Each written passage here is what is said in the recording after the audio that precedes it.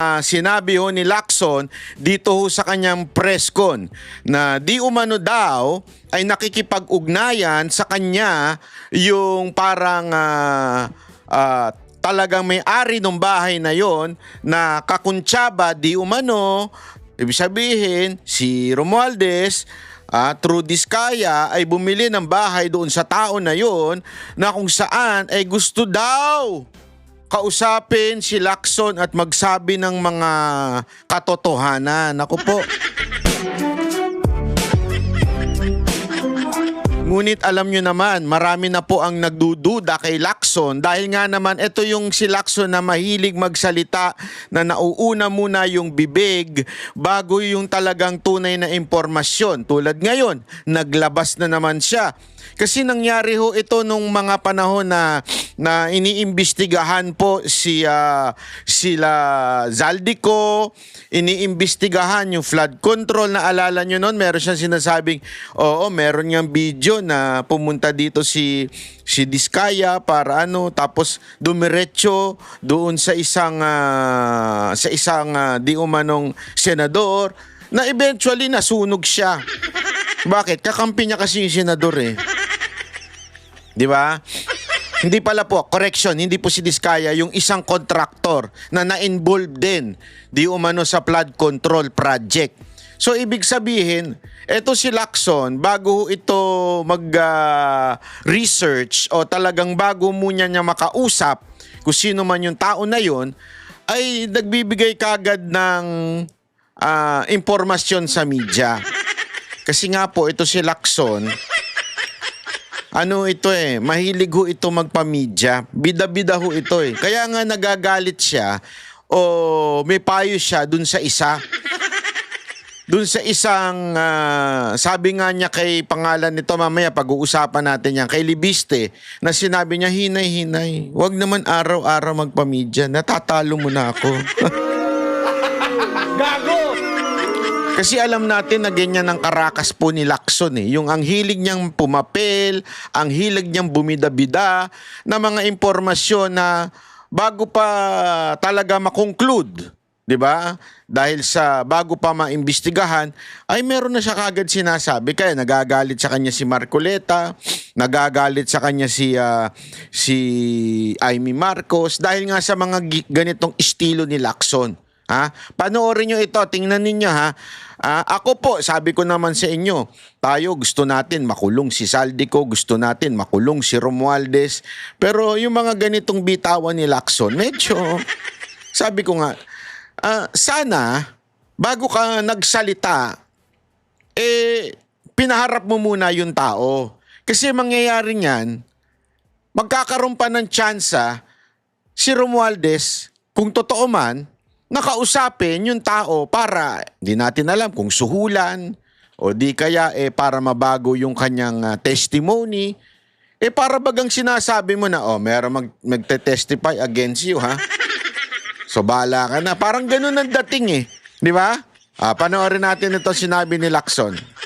We would like to clarify persistent reports that former Speaker Martin Romualdez had purchased a house and lot in a plush subdivision in Makati City using the Diskayas as front in the said sale. If verified to be true, this could possibly establish a direct connection between... Tingnan mo ha. Dinawin natin. Kasi sa mga balita, parang ganun na lumalabas. Pero ang problema dito, meron siyang if. Diba? Kung mapatunayan natin. So sa madaling salita, ang hilig kasi nito ni Lacson, maglabas ng quote-unquote singkreto, yung para bagang tinitrigger niya yung tao na maging, para ho itong vlogger eh. para maging curious, para nakiklickbait siya. Bagamat ba sa mga vlogger, di ba, nakiklickbait yung mga vlogger. O di kaya nagbibigay ng title o thumbnail na tipong mapapatanong ka, ay, totoo ba yan? Ay, ito ba yan? Di ba? Parang ganun yun eh. Di ba? Ganun mang akit ng sa mga video eh. Di ba? Parang ginagaya ni Lacson. Magbibigay siya ngayon ng teaser. Sasabihin niya, ito, titingnan natin kung totoo ba na meron talagang connection si Romualdez dito kay Diskaya dahil meron daw di umanong binili. Tingnan mo if mapatunayan. Sa akin wala akong problema dyan. O go yan. Ang akin lang, sana hindi mo muna sinabi. Bakit? Panoorin nyo to. Between the former speaker and the Discayas. In this regard, we may invite the former owner of the property to shed light. May we invite, akala ko pa naman, former Speaker Romualdez. Gago! Former owner. So dito, hindi pa pala niya kausap. Hindi pa pala niya, para baga meron lang chumismis sa kanya, alam mo naman si Lacson, chismosa.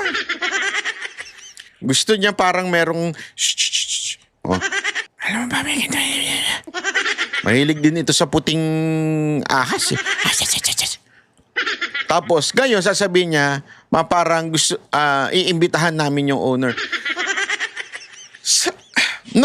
Alam mo, kung ikaw ay mababaw na tao, para kang matutuwa ka kagad kasi, tingnan mo na. Oo, pero ang problema ko dito, hindi pa pala confirm niya doon sa may-ari. Iimbitahan pa lang niya. Hindi niya pa nakakausap. Meron lang isang bumulong sa kanya. Bakit mo nilabas kaagad? Di mapipreempt yung steps mo. Sabi nga, alam mo, pagdating sa mga prinsipyo, pagdating sa negosyo, kung saan man, lagi mong tatandaan, huwag mong ibubulgar ang iyong sikreto patungkol sa paano maging success yung business mo na yan. Kung anong gagawin mo sa marketing, hindi mo ibubulgar. Gagawin mo na lang, then you would explain. Or after a while na naging successful yung mga ginawa mo, doon mo siya ipapaliwanag. Pero at the very moment, hindi mo kaagad siya ilalabas. Kasi pag ilalabas mo na kaagad siya, baka may gumaya pa sa'yo, baka unahan ka pa ng iba. Kaya nga 'di ba laging sinasabi 'yon na wag mo munang ilalabas until nagawa mo na yung mga plano mo, wag mo munang sasabihin hanggang nagawa mo na. Kasi baka gayahin ka ng iba, maunahan ka pa. Parang ganyan din dito Wag mo munang sasabihin hanggang hindi pa confirm. Bakit? Paano kung hanapin ngayon niya ni Romualdez? Halimbawa lang, totoo yung sinasabi na yan. Kung hanapin niya yung may-ari, biglang nag-disappear na yung may-ari. Di natin alam kung nagtago, nabiyayaan, o baka talaga nag-disappear lang. Di ba? Sana hindi mo muna sinabi.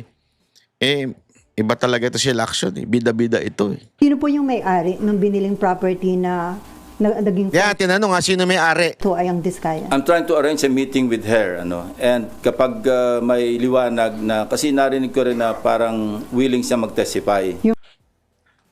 So wala pa pala, trying pa lang na magkaroon sila ng appointment. Alam mo, kung ikaw yung may-ari, di ba? Ikaw yung may-ari, tapos pinalalaki na kaagad yung usapan ninyo. Pinipreempt na kagad yung usapan ninyo. Anong magiging reaction mo? Matatakot ka. Naku po, patay ako dyan. Yari ako. Lumaki na kaagad yung issue na nagbigay na kagad ng statement yung abogado ni former Speaker Romualdez. Nagbigay na kagad sila ng ano. So ikaw, na dating may-ari na nagbenta niyan, magkakaroon ka ngayon, ako po, patay kang bata ka, ayoko ma-iskandalo, ayoko magulo ang buhay ko, ayoko. Matatakot ka na ngayon. Hindi pa pala pupunta, hindi ka pa sure, nag-a-arrange ka pa lang, sinasabi mo na ngayon sa media. Ako, okay sana kung sigurado ka na, 200%. Sure ako pupunta na to, may usapan na kami. Kaya lang hindi, you're trying to arrange. Gago! Nagigets niyo yung ibig ko sabihin. Wala akong problema, ibulgar na yan. Gusto ko nga. Kaya lang sana dapat, yung, alam mo yon, yung, kaya sila nainis doon kay yung dinala ni Marcoleta. na caught off guard sila eh. Nagulat sila, hindi sila nakapag-prepare ng defense. Tama rin yung ginawa, ewan ko kung sinong si Marcoleta ba o si Defensor. Pagkaalam ko si Defensor. Tama rin yung ginawa ng Defensor na hindi niya muna sinabi agad-agad kay Marcoleta. Sinabi niya na lang habang naghihiring. Hindi ko alam kung sinadya niya yon o huli rin si Gutesa na magsabi sa kanya. But the point here, hindi na preempt. Yung kalaban mo, hindi nakapag-prepare. Yung mga kakampi kay Romualdez, hindi nakapag-prepare. Kaya nga galit na galit sila, di ba? Kaya nga pinasinungalingan nila. Oy, mali yan, dito to yan, bla bla. Tapos si Tulfo pa. Based on my research from the Office of the President,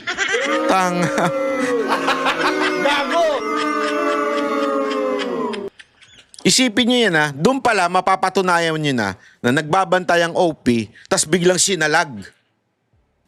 Biglang sinalag to si ang problema, nung pagkita doon sa record niya, totoo. Di ba? Hindi katulad doon sa record na kesyo umaamin o kesyo merong whistleblower daw against VP Sara Duterte na yung background napaka-shady. Ang inan yan. Naging PSG kagad from kung ano-ano lang. Tapos tandaan nyo kriminal pa yun. Nahatulan yun, nakulong yun. Napaka-shady. Itong pinresinta ni Marcoleta, biglaan. Nagulat ngayon ng taong bayan. Ito si Lacson. Hindi ko alam, hindi mapigilan ng bibig niya. Kaya ka nachichismis eh. Kaya nagagalit siya si Senator Amy, kaya tuloy ka pinipitik eh. Ang bilis mo magsalita eh. Ang bilis mo dumaldal eh. Di ba? Kahapon pa to itong video na to. Di nagkaroon ng pagkakataon, kausapin yun ni Romualdez. Baka naman sinasadya mo, Lacson. Hindi kaya? Baka naman talagang pinoprotekta mo si Romualdez. Gago! Malalaman natin sa ending ng interview na ito. May-ari, sir. Yung may-ari, yung dating may-ari. Para talagang, at least, pwede nating paghanapan o magsimula ng investigasyon tungkol sa direct connection o direct link between the Discayas and the former speaker. Ako, I have a fearless forecast. Hindi, ito, ako, sa tingin ko, fearless forecast lang naman to eh. Babawi. Kakabig ito. Etong issue na to, biglang kakabig. Pain lang to. Tapos, biglang sasabihin ni Lacson, we did our part and we did the research, we investigated, and there is no direct link from the Discaya and Romualdez. Gago! Yung ganyang style ni Lacson, amoy na amoy ko na. Sa tingin ko gano'n na magiging, I hope I'm wrong. And I really hope na mali ako para humarap talaga yung may-ari. Pero yun na kagad ang naaamoy ko eh. Ano sa tingin ninyo? Comment naman kayo dyan habang pinanonood nyo to. At baka naman pwede na rin kayo mag-subscribe. At saka i-click yung notification bell. At kung gusto ninyo, suporta ng si Banatbay, ayan, magpa-member na rin kayo. Mag-attend na ho this coming Monday, yung may-ari ng property. Sinasabi ko, nag-arrange ako ng meeting sa kanya. At tinan nyo, hindi pa talaga. Nag-arrange pa lang ng meeting. Hindi pa a-attend. Hindi pa sure na a-attend. Nag-arrange pa ng meeting. Ibig sabihin, wala pa talagang arrangement. Wala pang appointment. Mag-arrange pa lang. Bakit mo dinaldal? Hindi ko magets. Talagang chismosa ka lang ba? Kaya tuloy na bibintangan ka na na Barbie. Dahil sa napaka-chismosa mo eh. Hindi ako nagbintang sa'yo di ba ang ina-accuse mo na nagbibintang sa'yo si Senator Amy? May alam kaya siya na pagiging madaldal mo talaga? Kasi ako nagulat ako nung nalaman ko na parang, baklas, Lacson. Nagulat ako ng ganun. Hindi totoo Hindi tayo siya nag-ano, pero naku po. Kung sasang-ayon siya na mag-attend, papadala namin siya ng invitation. Sino po yung source ng information na... Marami. Marami nagsasabi niyan. So ito na po yung pwede Marami nagsasabi niyan. So walang particular na tao, para bagang chismisan lang. May chismis na ganito, may chuchu na ganyan. May alam mo, lakson ganyan. Tapos, ikaw naman si Chismoso. Alam mo yung ano, sa mga magbabarkada, nag-usap si Aida, tsaka si Lorna, sabi ni Aida. Aida, sabi niya, Lorna, meron akong problema sa buhay ko eh. Kasi ganito, yung driver namin eh. Naakit ako eh, nagtsuktsakan kami. Pero huwag mong kikwento sa iba. Atin-atin lang to. Sabi naman ni Lorna, sige, huwag ka mag-alala. Hindi ko ikikwento sa iba. Tapos si Lorna naman, siyempre, nakipag-chikahan naman, nakipag-chismisa naman doon. Kay Fe. Kilala niyo si Fe? Aida, Lorna at si Fe. Lumapit naman siya kay Fe. Uy, Fe, meron ko sasabihin sa'yo, pero wag mong sasabihin. Sikreto lang natin to. Sikreto lang natin to kung sasabihin. Napaka-secret natin to. Alam mo ba, si Aida, binengbang yung driver niya. Sikreto lang natin to, Wag mong sasabihin sa iba. Harang ganyan di ba? Tapos si Fe naman. Lumapit kay Aura. Sino naman si Aura? Lumapit kay Aura. Aura, meron ko sa'yo sasabihin kwentuhan lang natin to kasi para ipag-pray natin si... May ganyan pa minsan Gagamitin pa Diyos di ba? Ipag-pray natin si Lorna. Si Aida pala, si Aida. Ipag-pray natin si Aida. Bakit? Kasi nangangalun niya. Binengbang yung driver niya. Pero sikreto lang natin to. Tayo-tayo lang to, para... Hanggang kumalat na. Parang ganyan yung nangyari. Di ba? Binulungan si Lacson. Uy, alam mo ba, Lacson, meron ako impormasyon, na si Romualdez bumili ng bahay through Diskaya sa isang tao. Pero muna sabihin sa iba, atin-atin lang muna to. Tapos biglang tawagin niya yung chief of staff niya. Magpa-press con ka dyan. Gago! Ay nako, Lacson, amoy na amoy kita. maging direct link at baka yung hindi para may pagsimulan yung kung sino man yung gusto mag-imbestiga. Against former Speaker Romualdez. Not necessarily against, but to shed light. Tingnan nyo dito, dumedepensya na siya. Is it against former Romualdez? Which is, it's supposed to be against. Di ba? It's supposed to be against. Kasi kung ikaw bumili ka ng bahay na mamahalin sa Makati, dumaan kay Diskaya, ibig sabihin, merong kinaugnayan si Diskaya, si Diskaya nakakulong na. Ibig sabihin, may kinaugnayan si Romualdez kay Diskaya. So dapat, parang akusado rin si Romualdez. Pero anong sabi ni Lacson? It's just to shed light.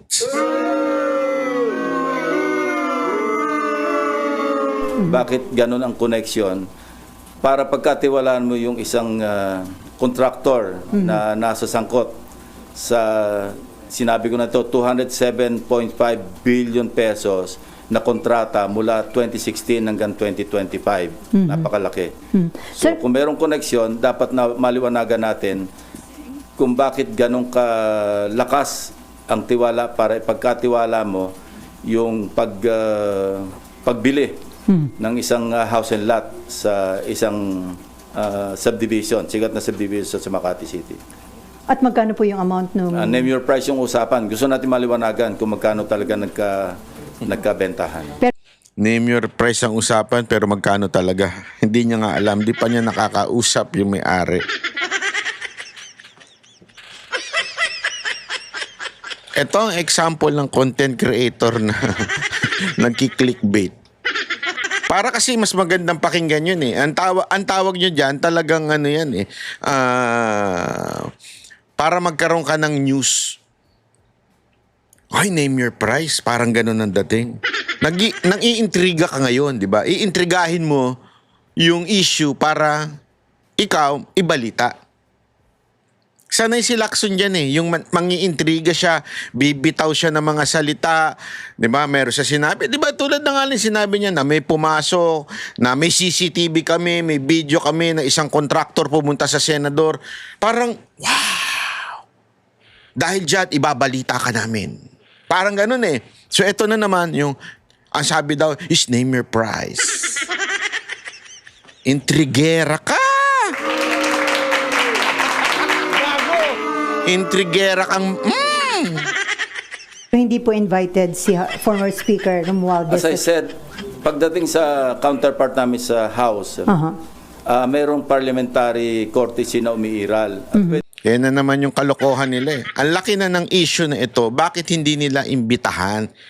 Ang palusot, palagi, may parliamentary, parliamentary courtesy, bla bla bla. Sinabi na nga ni Lacson, di ba? Bakit sila, yung ibang mga congressman, as a matter of fact, narinig ko pa nga eh, naiimbitahan si, sa isang news, narinig ko ito, naiimbitahan si Lebiste. Oh, pareho lang naman silang congressman ngayon ah. Bakit iba ang treatment pag si Romualdez, iba ang treatment pagkakalaban? Iimbitahan na. Again hindi ko sinabing isubpina, iimbitahan lang kasi parliamentary courtesy nga eh.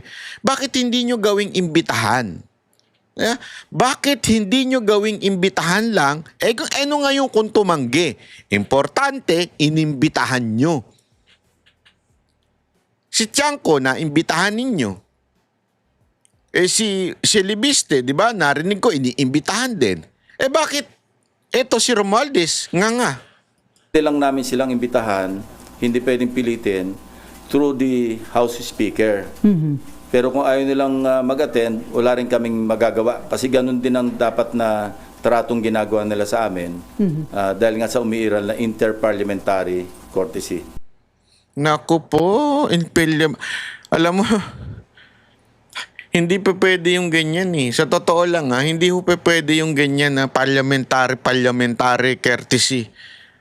Bilyon po, trilyon nga eh. 'Di ba? Narinig ko pa nga sa ICI nung bago sila magkawatak-watak. Trilyon na yung nawala, yung flood control project na yan, yung ghost flood control. 'Di ba? Trilyon. Iisipin mo pa yung courtesy.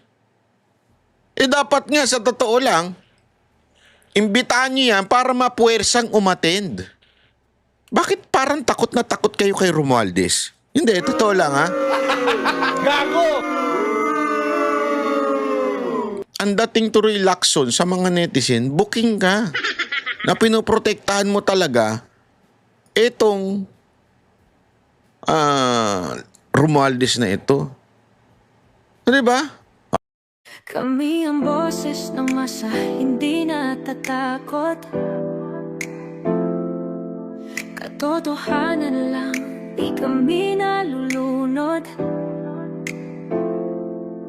Walang bahid ng sismis, lahat ay totoo.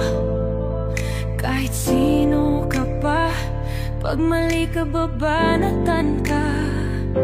Walang pinipili kulay, wala kaming kinikilingan. Basta para sa bayan, kami lalaban. Pagtama palakpakan, pag mali banatan. Di matitinag, di matatakot, para sa bayan tuloy ang sigaw. Sa harap ng kamera, walang halong takot. Mga baluktot, lahat kayo'y tutumba. Ang hustisya at totoo, yun lang ang mahalaga. Kahit sinong harang, di kami matitinag. Walang pinili pinipiling kulay. Wala kaming kinikilingan, basta para sa bayan kami lalaban. Pag tama palakpakan, pag mali banatan. Di matitinag, di matatakot, para sa bayan tuloy ang sigaw. Kung nasa tama ka, ikaw ay aming kasama. Pero pag mali ka, handa ka na bang mabasag? Banateros kami, walang inuunan, dahil bayan muna bago ang sarili.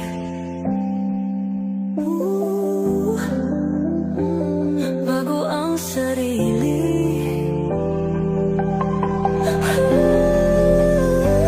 Pag tama palakpakan, pag mali banatan. Banateros ang sigaw, katotohanan ang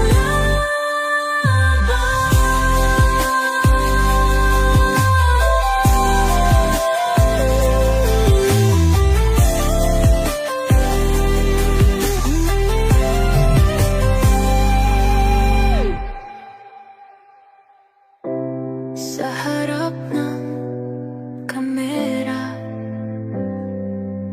walang